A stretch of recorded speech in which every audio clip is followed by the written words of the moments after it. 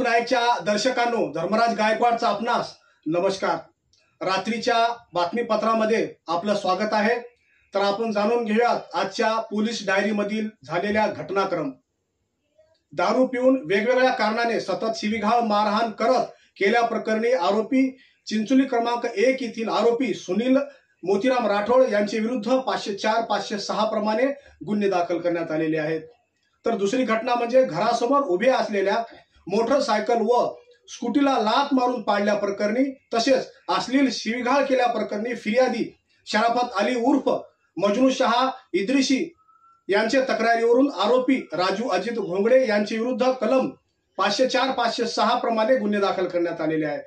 तर तिसरी एक महत्त्वाची घटना म्हणजे हुंड्याची मागणी करून सतत शिवीगाळ व मारहाण केल्या प्रकरणी आरोपी सय्यद सलीम गफूर, सय्यद अलीम गफूर, सुगरा परवीन गफूर, सय्यद जावेद हमीद, सय्यद फजल जब्बार, मिजाज बी, सय्यद हमीद अहमदाबी, सय्यद कलीम, सय्यद अयूब मिस्त्री यांचे विरुद्ध कलम 498 अ 504 506 323 34 प्रमाणे गुन्हे दाखल करण्यात आलेले आहेत।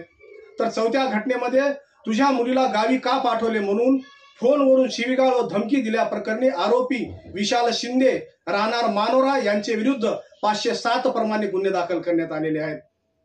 तर अशाच पोलीस डायरी या घटनाक्रमामध्ये आपण आज पाहिलेल्या आहे। अशाच बातम्या पाहण्यासाठी जनसामान्यांच्या हितासाठी अडीअडचणीसाठी पाहत राहा। मूक नाईक न्यूज चॅनल सदैव आपल्या सोबत आहे। धन्यवाद।